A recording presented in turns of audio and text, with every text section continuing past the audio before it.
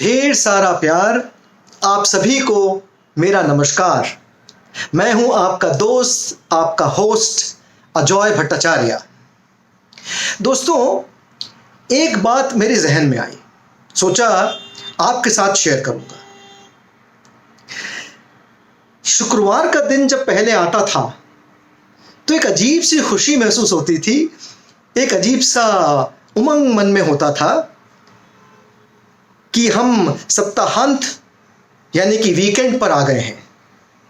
शनिवार और रविवार का दिन मिलेगा, आराम करेंगे, दोस्तों के साथ गपशप करेंगे, मस्ती करेंगे। लेकिन हमारे बीच एक अनिष्ट मेहमान जिसका नाम है कोरोना, उसने आकर के सारे समीकरण ही बदल डाले।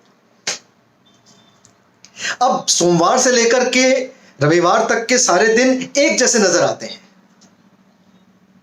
समावर्तन ने यह सोचा कि इस मुश्किल भरे माहौल में, जिसमें कि एक दहशत भी है, एक परेशानी भी है, इसमें कुछ पल खुशी के हम क्यों ना आपको दें। और हमने शुरुआत की समावर्तन ऑडियो विजुअल मैगजीन की। आज समावर्तन ऑडियो विजुअल मैगजीन का हम 7वां अंक आपके बीच लेकर के आ रहे हैं। आज के अंक की शुरुआत करेंगे हम लीलाधर मंडलोई जी की कविताओं के साथ। मैं आमंत्रित करता हूं लीलाधर मंडलोई जी को कि वो आए और कविता पाठ करें। पहली कविता है, पुरखों की कई दुनियाओं की मृत्यु हो चुकी है। पुरखों की कई दुनियाओं की मृत्यु हो चुकी है। हमारी दुनिया की ना सही एक दो, यकीनन कुछ की मृत्यु तो हो ही चुकी है। देखते देखते टूट फूट रही है ये दुनिया रोज। देखते देखते टूट फूट रही है ये दुनिया रोज। और ये कल वाली तो नहीं है। कोई व्यक्ति, कोई सरकार इसकी मरम्मत नहीं कर सकता। कोई व्यक्ति, कोई सरकार इसकी मरम्मत नहीं कर सकता। ये तय है कि हर बार आंधी, तूफान, बर्फबारी, अरण्य अग्नि, महामारी के बाद ये दुनिया दूसरी होगी। कोई व्यक्ति, कोई सरकार इसकी मरम्मत नहीं कर सकता। ये तय है कि हर बार आंधी, तूफान, बर्फबारी, अरण्य अग्नि, महामारी के बाद ये दुनिया दूसरी होगी। और दूसरी दुनिया में हम पुरानों की एक नई गुजर भी होगी। हम पुरानी सांसों को नई दुनिया में पाकर, हम पुरानी सांसों को नई दुनिया में पाकर नए तरीके से मरने को बाध्य होंगे, नए तरीके से मरने को बाध्य होंगे। इसी क्रम की एक और कविता है, किसी भरोसे में ना रहे। किसी भरोसे में ना रहे ये दुनिया वो नहीं। ये दुनिया ना कहो एक ही समय में अब दूसरी हो, या ये भी हो सकता है कि तीसरी हो। मैं इस समय 2 गज दूर नहीं, वरन छींकने खांसने पर कोसों दूर हो जाता हूं एक पल में। मैं 2 गज दूर नहीं, वरन छींकने खांसने पर कोसों दूर हो जाता हूं एक पल में। और यदि बुखार हो जाए तो घर या अस्पताल के किसी अनाम दड़बे में फेंक दिया जाता हूं सालों दूर।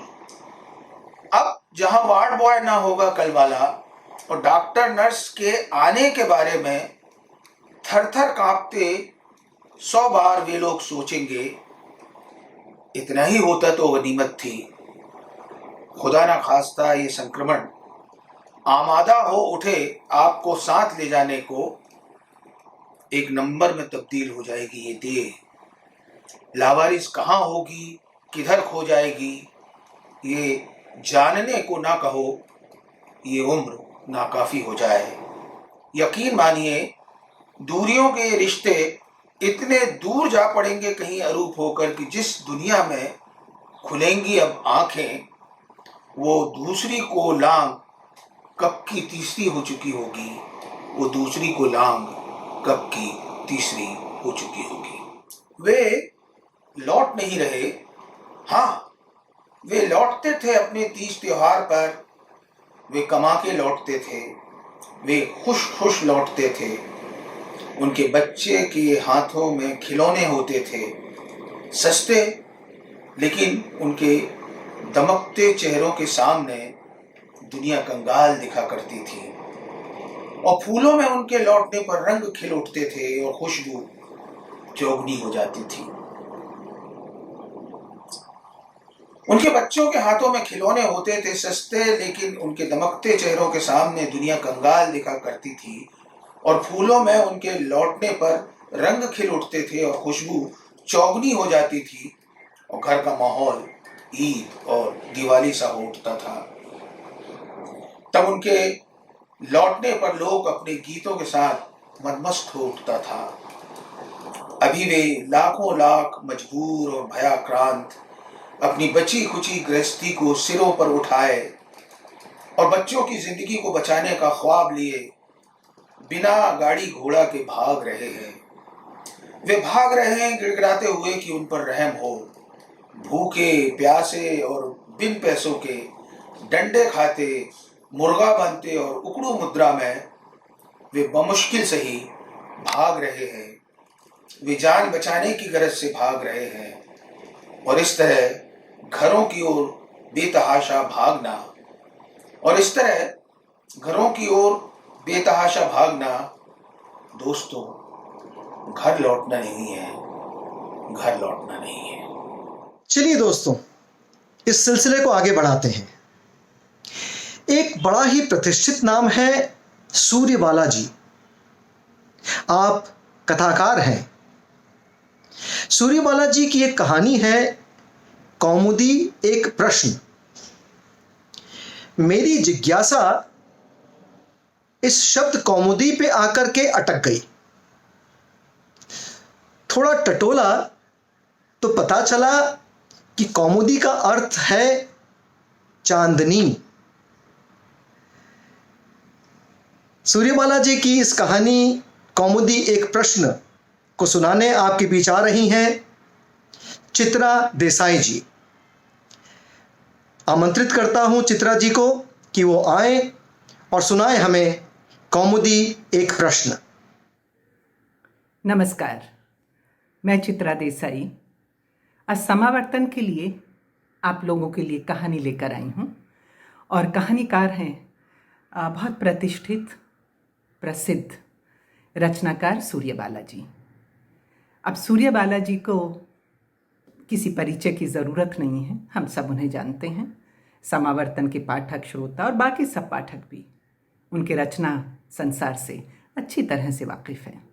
तो सीधे कहानी पर आते हैं। उनकी एक कहानी है कौमुदी एक प्रश्न। तो वही कहानी आज आपको सुना रही हूँ। कहानीकार सूर्यबाला जी और कहानी का शीर्षक कौमुदी एक प्रश्न।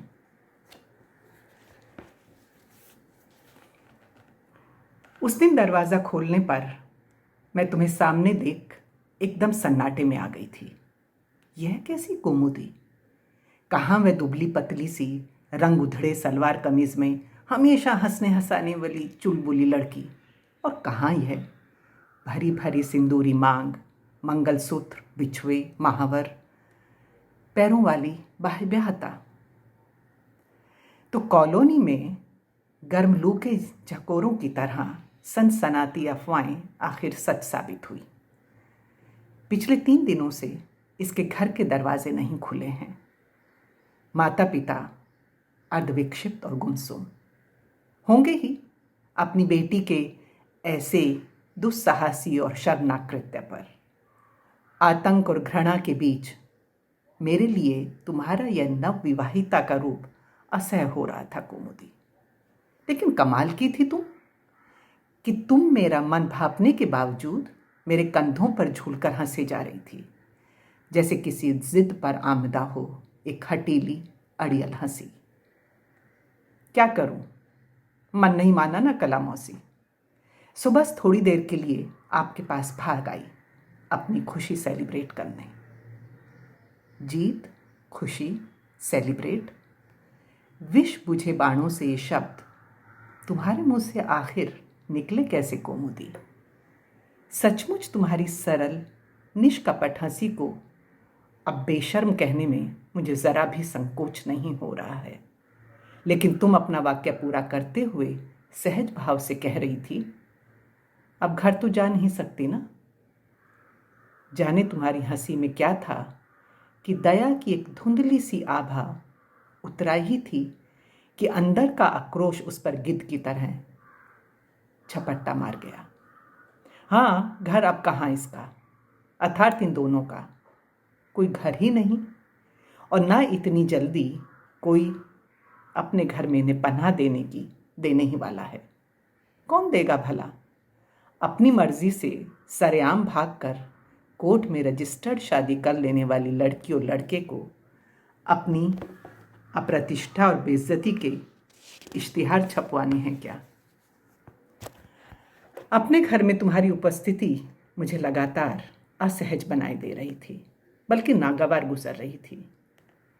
पर तुम थी कि उल्टे मुझे ही चिढ़ाते हुए कह रही थी, अरे मेरे मंगलसूत्र, बिछुए और पायल भी नहीं देख रही आप? मंगलसूत्र सोने की पॉलिश वाला है तो क्या बाकायदा ब्याहता हूँ, और बिछुए गिलट के हैं तो क्या बाकायदा बचते तो हैं मेरी शादी का ऐलान करते हुए। छी, तू अपने घाव पर खुद ही नमक छिड़क रही है गोमती।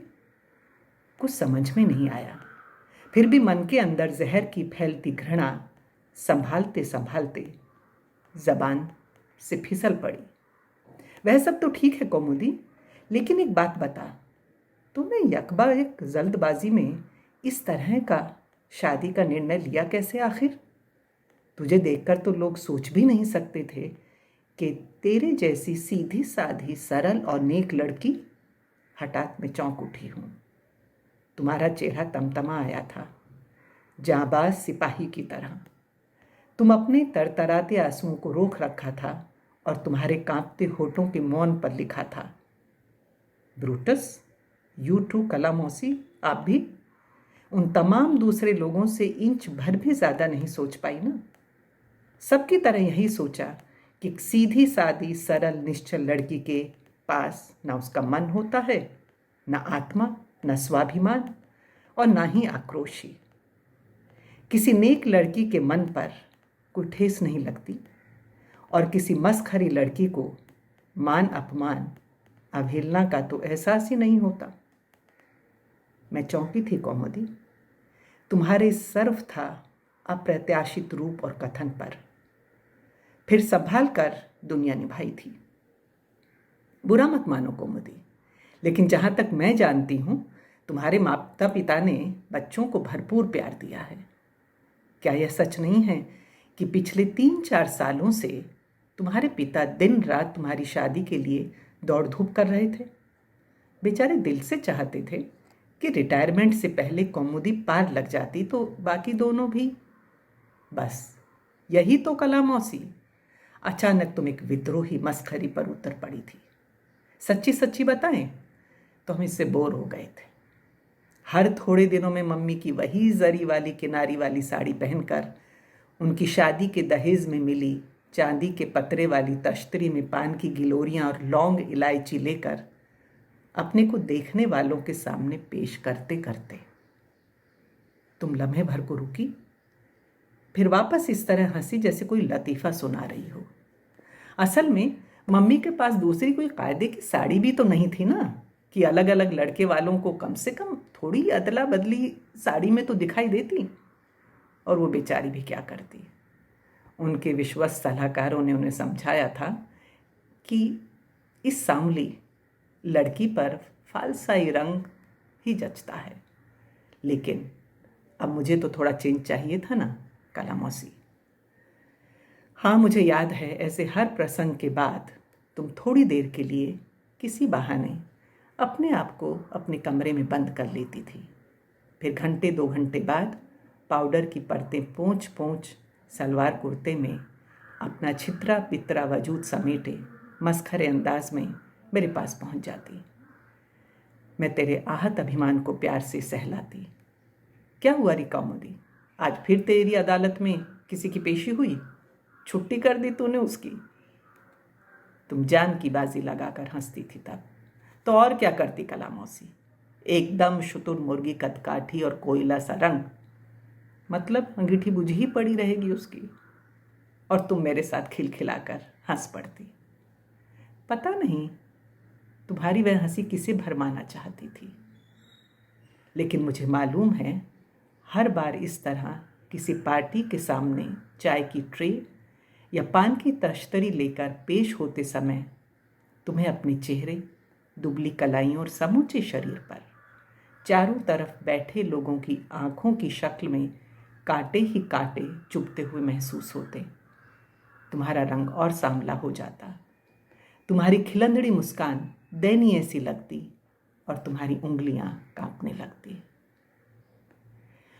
और तमाशा खत्म होने के बाद तुम कुछ ज़्यादा ही हंसते हुए मेरे पास आती। तो मुझे अनायास वह गीत याद आ जाता, तुम जो इतना मुस्कुरा रहे हो, क्या गम है जिसको छुपा रहे हो। एक बार तुमने कहा था, कितनी अजीब बात है ना कला मौसी, बचपन से आज तक स्कूल और कॉलेज में कभी किसी ने मुझे बदसूरत और बदशक्ल नहीं माना। टीचरें मुझे चुलबुली कहकर दुलारती थी। एक अच्छी लड़की के रूप में मेरी मिसाल देकर मेरे प्रश्न उत्तर पढ़कर सुनाती थी। एनुअल डे और जलसों में प्रिंसिपल हजारों के सामने मेरी पीठ ठोकती थी और साथ ही लड़कियां मेरी लहराती चोटियों, मेरी दुबली छरेरी काया से प्यार भरा रश करती थी। अरे छोड़, ऐसे लल्लू पंजों के लिए थोड़ी बनी है हमारी कौमुदी। देखना, एक दिन तेरा चांद खुद ब खुद अपनी कौमुदी को ढूंढ लेगा। और आज जब तुमने वह चांद ढूंढ लिया था तो मैं पूरी तरह सकपका गई थी।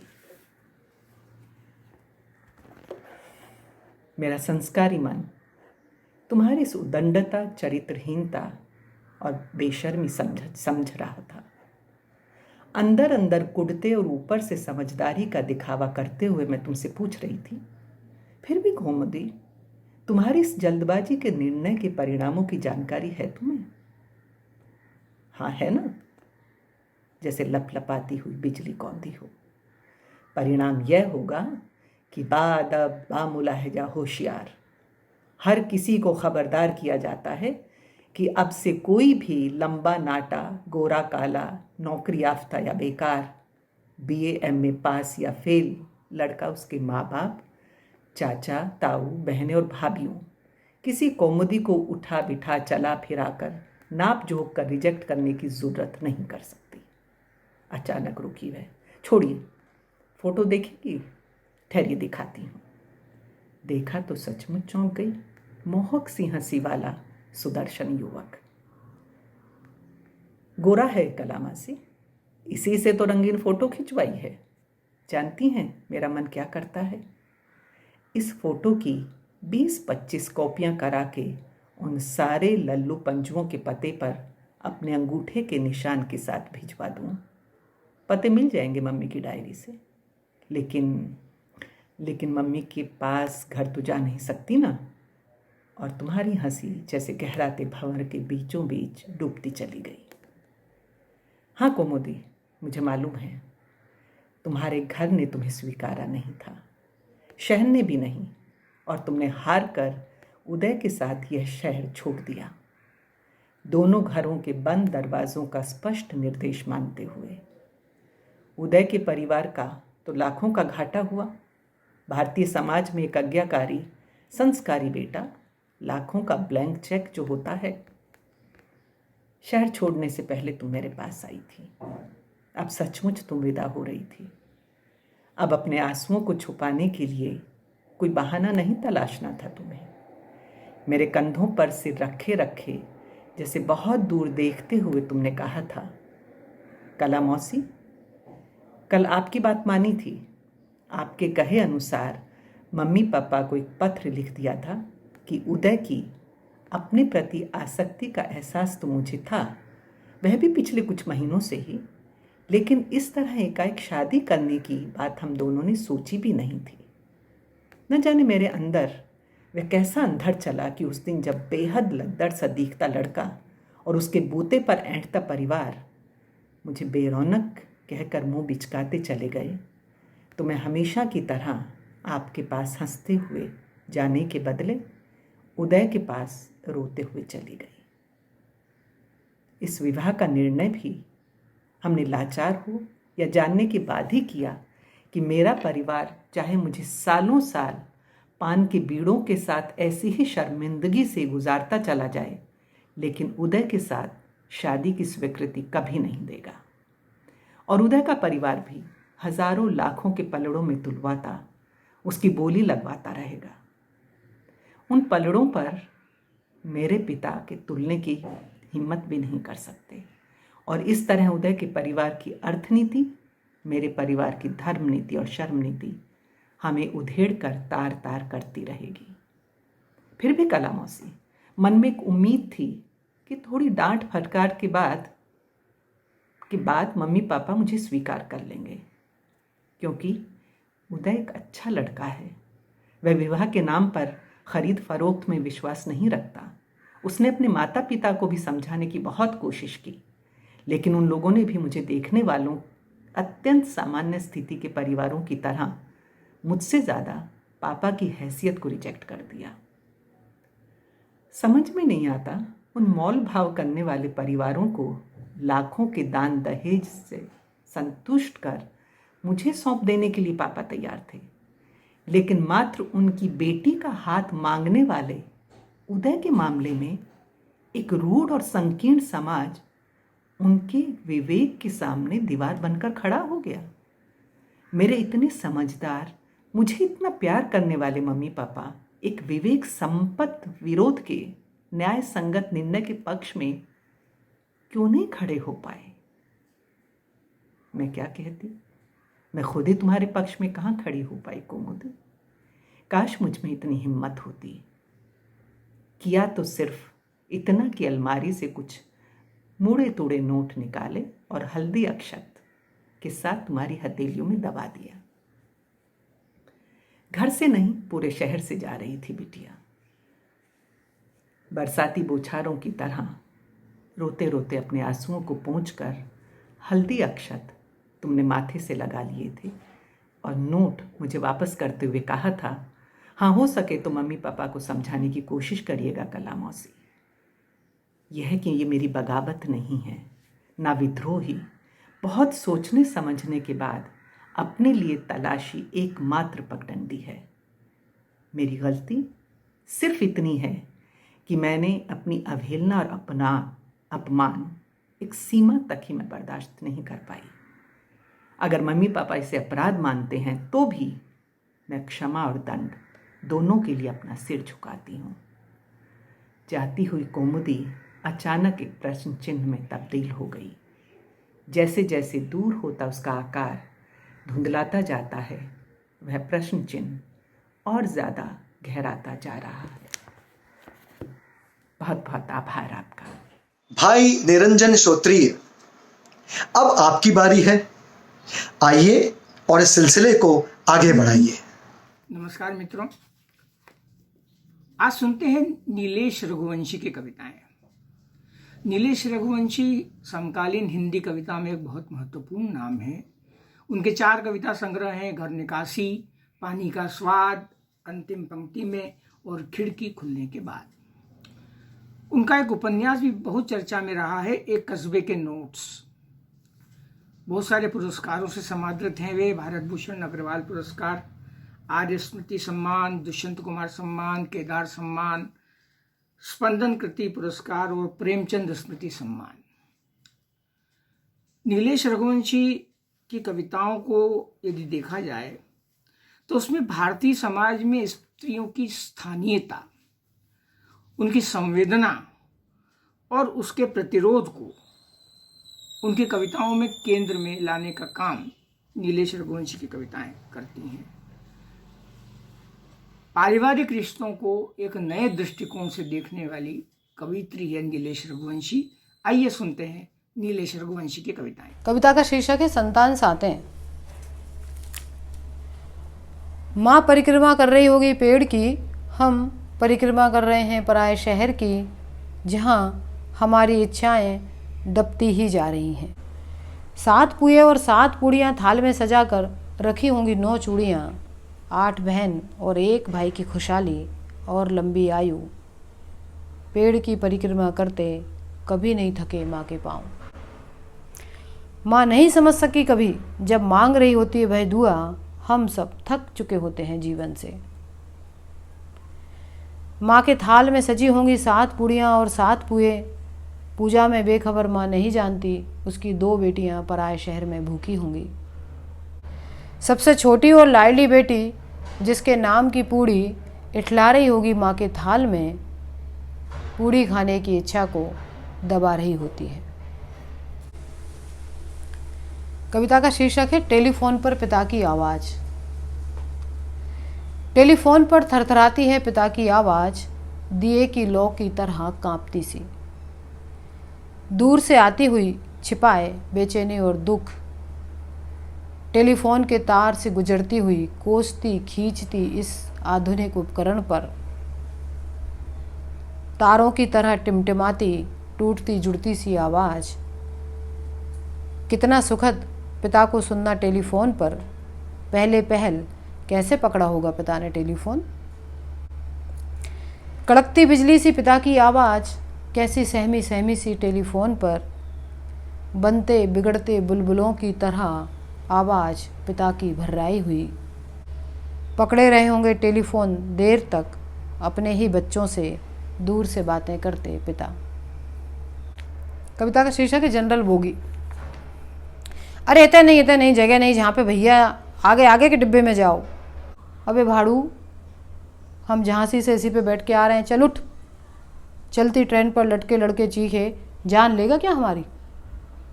मारी सीटी आधी रात में रेल ने, ठसाठस भरी बोगी, बामुश्किल उतरा एक और सवार हुए 10-20 इकट्ठे।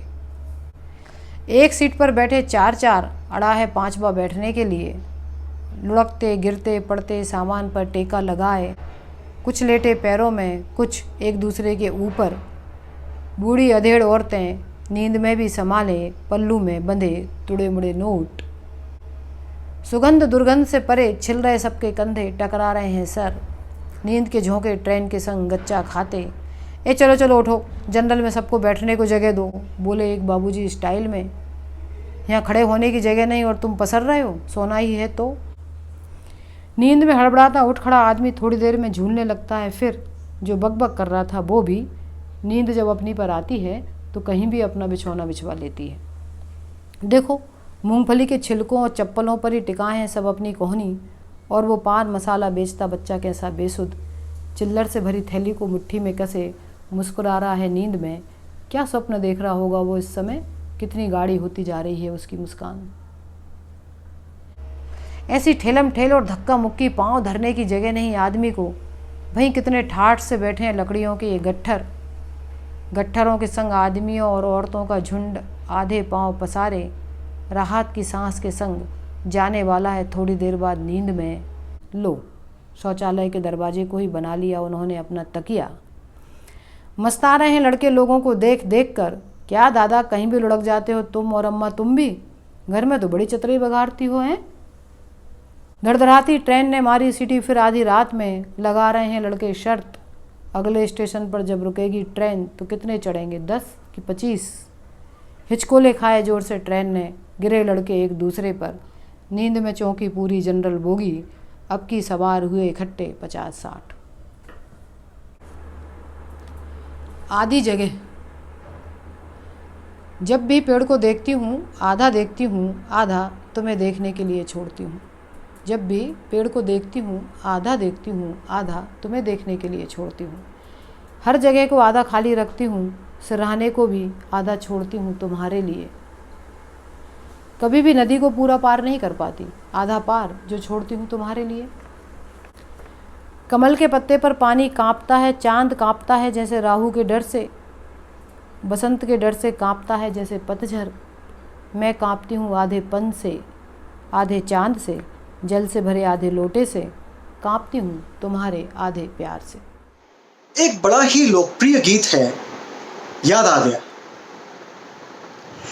अभी न जाओ छोड़ कर के दिल अभी भरा नहीं, अभी न जाओ छोड़ कर के दिल अभी भरा नहीं। दिल तो भरा नहीं दोस्तों, लेकिन आज का ये अंक यहीं समाप्त होता है। संतुष्टि इस बात की है कि कल यानी कि रविवार को आपसे फिर मुलाकात होगी। हाँ, आपके लेख, आपकी कविताएं, आपकी रचनाएं, आपकी कहानियां हमें ज़रूर भेजिए। आपका ये सहयोग हमको मिलता रहेगा तो हमारा ये सिलसिला चलता रहेगा। आप अपनी कविताएं, अपने लेख हमें भेज सकते हैं हमारे वेबसाइट www.समावर्तन.com पर, या हमारे ईमेल आईडी समावर्तन145@gmail.com पर। और हाँ, हम यूट्यूब पे और फेसबुक पर तो हैं ही। तो चलिए दोस्तों, मुलाकात होगी कल यानी कि रविवार को सुबह। नमस्कार।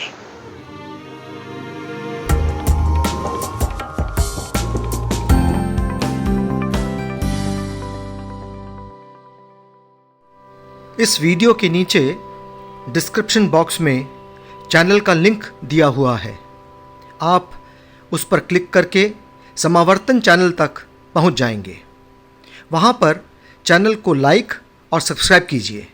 और हाँ, कमेंट बॉक्स में अपने महत्वपूर्ण कमेंट ज़रूर कीजिएगा।